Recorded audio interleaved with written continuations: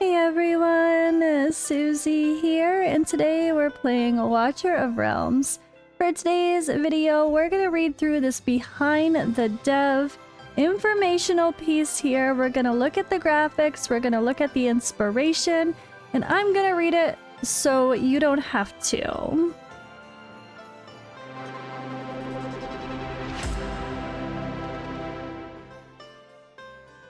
I'm also going to react to the official trailer, A Real Death Knight. Let's just say I clicked it briefly and saw some comments of people saying it's pretty funny. They're throwing some shade at Raid Shadow Legends, so this is gonna be a fun watch. So let's actually start there with this trailer reaction, and then we will read behind the dev. Alright, so A Real Death Knight official trailer. Promo code not your average RPG. This was the promo code I shared in a YouTube short. It was being passed around Discord. I had no idea where it's from, but now we know why. So don't forget to use that promo code if you didn't already. Alright, it's when a small skeleton vows to become a real knight. Mere dreaming is far enough. He needs to calm the heart, meditate the mind, and act. The Watcher of Realms' second anniversary event is coming in hot. Brand new tactician role is making its grand debut. Say goodbye to dull repetition.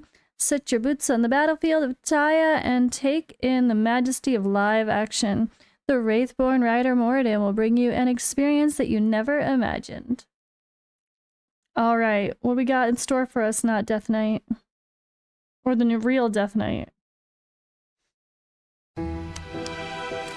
Man, those were the days. I love these games back in 2019. But strategy RPGs are all the same now. Ugh. When are we gonna get something new? Your incessant whining has awoken me. You coulda not.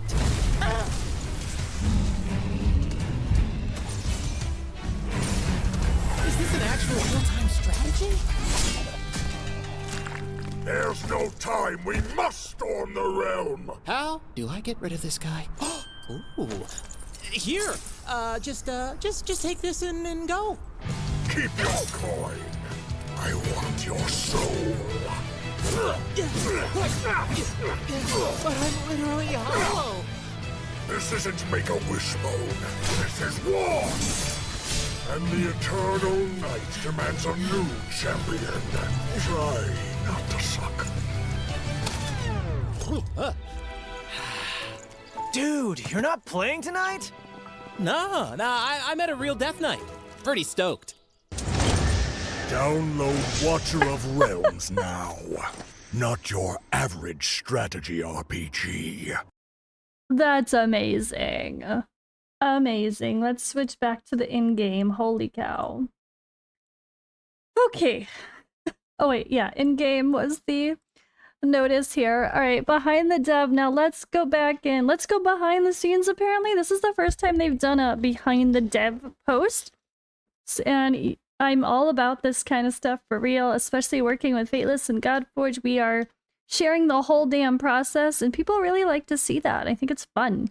So let's see what they have to say about this brand new class that has come to the game. Alright, the Spatial Magician arrives behind the scenes of the new Tactician class. The Tactician class is about to make its groundbreaking debut. We can't wait to see how players will master this revolutionary class. Picture this, swapping positions with allies at the crucial moment to dodge lethal attacks, or reorganizing formations with a surgical precision to neutralize enemy advances. This absolute control over battlefield space is what makes the Tactician truly extraordinary. Today we have invited the core team behind this revolutionary class: combat design Rain, concept artist Hulala, and narrative director Lear. They will reveal the complete creative journey of the Tactician, from concept to completion, from the initial spark of inspiration through the meticulous refinement of all the skill set to countless combat optimizations. How did this new class that can rewrite the rules come into B. Let's dive in. Love it. If I butchered the names, I'm so sorry. I tried reading those quickly without really looking at them. All right, Space is Strategy, the gameplay design of Tactician. For our second anniversary update, we're determined to bring players a truly revolutionary strategic experience, not just simple stat adjustments or reskins, but a whole new dimension that changes game mechanics. After careful deliberation, the concept of the Tactician is born. These battlefield virtuosos have mastered the mysteries of space, achieving victory not through brute force, but through artistry of precise displacement. These elegant commanders redefine the value of locations in the heat of battle, making every tile space crucial to victory. I love the art for them too, they're pretty cool. All right, the Tactician completely breaks away from the traditional stand and shoot mindset, with core gameplay revolving around spatial exchange. Picture this, when an enemy sniper has you in their sights, a precise precision swab not only makes the lethal bullet miss, but also instantly puts you in a safe spot. When a tank is on the brink of collapse, a clever damage distribution can turn the tide. This isn't just a simple displacement skill, explains combat designer Rain. It's a whole new tactical dimension. We wanted to create a class that requires foresight, battlefield awareness, and split-second decision-making, making every battle feel like a game of 4D chess. The Tactician's signature ability is to break through terrain limitations, freely switching between ground and platform tiles. A Tactician's displacement can completely change the rhythm of battle, often turning defense into offense, turning the tide, or launching attacks from unexpected directions, even creating entirely new battlefields. Of course, choosing not to displace is also a tactical decision, and in future hero designs, this strategic dimension will bring even more variations to the battlefield. We deliberately avoided simple stat boosts, says Commander Designer Rain. Instead, we created new possibilities for interaction, a skilled tactician player needs to consider. Should they move? Who should move? Where to move? What effects will be triggered after moving? This is far more interesting than simple damage plus 10%. Cool. All right. When undead aesthetics meets spatial magic, the art design of Tactician. When the team first proposed the concept of a Death Knight riding an undead steed, everyone was thrilled. However, the greatest challenge of the art team was how to make it both complement Moriden's skill set and visually telling his story. The vibes are very cool. We love a dark fantasy art, don't we? The initial design for Moriden followed traditional undead knight aesthetics, heavy armor, burning eyes, and an ominous steed. However, after delving deeper into his backstory, we realized the visual expression needs more layers. The art team faced an interesting dilemma. As a character with a complex past, should Moriden's muscle memory reflect his human or elven heritage? This would directly determine his combat style. In early designs, Moriden wielded a spectral lance wrapped in chains, its tip burning with nether flame. But in the narrative, team raised a crucial point. This lacked the tactical versatility expected of a tactician hero. We then tried equipping him with both lance and longsword, inspired by Polish hussars. This backfired. The model proportions became unbalanced, and overall silhouette felt cluttered. It lacked a distinctive character. That's when we realized, called concept artist Hulala, his weapon needed to be a paradoxical existence, neither purely human nor entirely of the netherworld, but rather a tragic fusion of both. Finally, we created a stunning Easter egg. When his passive skill Soul Sunder triggers, elven runes appear beneath Moriden's feet, symbolizing his past with the elven lover. In this moment, he briefly recalls his combat style from his days as a human cavalryman. His attack animation shifts from undead slashes to precise cavalry thrusts. That's really unique details. That is so clever. So we have these big old dramatic slashes like some old powerful dark creature. And then it's like these jousting slashes after. Super cool. All right. A Death Knight's tragic epic. Design notes on Moriden's narrative. Moriden's internal dev codename was Death Knight. Internally, to align with the tactician class, we focused more on the knight aspect, as we kept questioning why he became undead. Moriden's background gradually took shape, recalls narrative designer Lear. Moriden's backstory went through 3 major iterations. First version, a simple, vengeful undead, rejected as too shallow. The second version voluntarily became a servant to the god of the netherworld for power, lacked tragedy. The final version, transformed from human to undead due to misunderstanding, trapped in eternal struggle. Chosen, misunderstanding proved more cruel than truth. At the core of Moriden's story, we planted a Lord Soth, like tragic armor, an external mistake born of misunderstanding. This wasn't just a simple communication error, but rather a cruel joke woven by destiny. When the truth finally emerged, the window for redemption had long since closed. Moriden's tragic nature is reflected through his design. His ultimate skill, Black Wind, more than just teleportation. It manifests the god of the netherworld's curse. He eternally flees from his past, yet remains bound by his contract. Obtaining Valara activates his bond skill, Tainted Legacy.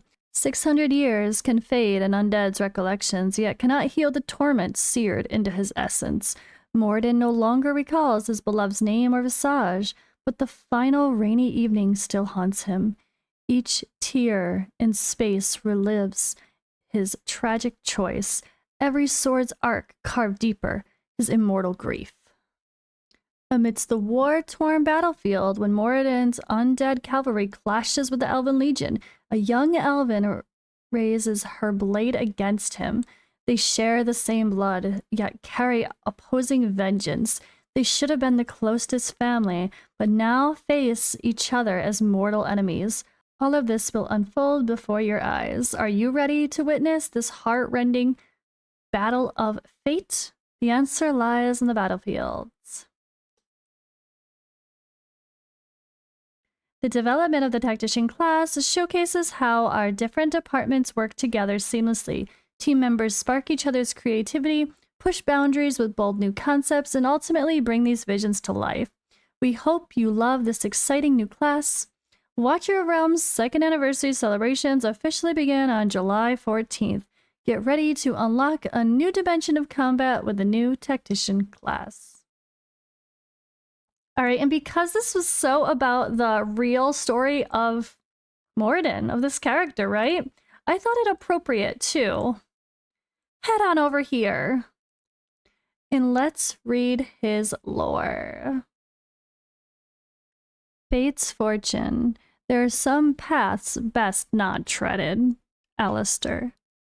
A chill hangs thick in the night as the rider glides through the quiet desolation of a world forgotten. His presence is an unnatural stillness.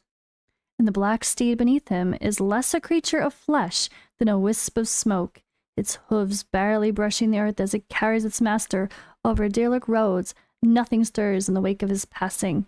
No bird song, nor whispers of wind, only the choking silence of death itself.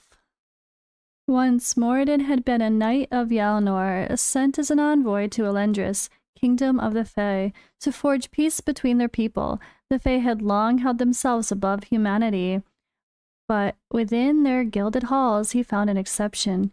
She was of noble blood, an immortal being of light and grace, yet she loved him fully, immortal, fleeting as the seasons. For a time their love endured, hidden from the scrutiny of the Fae elite. But change came with a cruel hand. A new ruler seized power in Elendris, a bigot who saw humanity as a stain upon their sacred land. To him, humans were seen as destructive, cunning creatures who wasted their ephemeral lives on nefarious greed. One by one, human visitors and traders who had been tolerated were cast out, or worse. Fearing for his life, Moradin's lover pleaded with him to return to Yelnor, promising to follow him soon after. But she never arrived. Instead, word of her execution came first. Her crime, treason against Elendris for conspiring with a man. In his grief, he abandoned his duty and forsook his name, turning his heart to vengeance. What he did not know, and no one could tell him, was the truth. His love had not been executed, but imprisoned, locked away in a cell where she carried his child, for it was against sacred customs to kill a highborn. Word of Moradin's execution was also falsely spread in Elendris, part of a vicious plan intended to deter humans from returning to its gates. Alone and condemned, Valara gave birth in captivity, only to finally perish from the ordeal. Their child, an unknowing heir to his bloodline, was hidden away in the walls of Elendris, where hate for man could be cultivated carefully in her heart. Blinded by wrath, Moradin sought out any power that could grant him the means to bring ruin to Elendris. This is when he heard the whispers of the Nether God, an ancient force that long despised the Fae for their clever magics. Having achieved sanctuary from death, Moradin was offered the strength to shatter their paradise, to strip them of their endless years, and drown their city in oblivion. Twisted by fantasies of vengeance, Moradin relinquished his soul and allowed the Nether God to forge him into a weapon of pure ruin. He returned not as the knight he once was, but as the Wraithbone Rider. Forever indebted to the Nether God, Moradin is neither living nor dead, severed from this world, yet eternally bound. The past, a distant memory, is buried beneath the weight of this black union, and the future is but an unrelenting march toward the end of an era. His child, unaware of his existence, lives on, while Moradin rides as a harbinger of destruction. The magics the Fae cling to are a mockery of the natural order, a lie that must be undone. They will fall, Elendris will burn, and the Wraithborn Rider will see it through.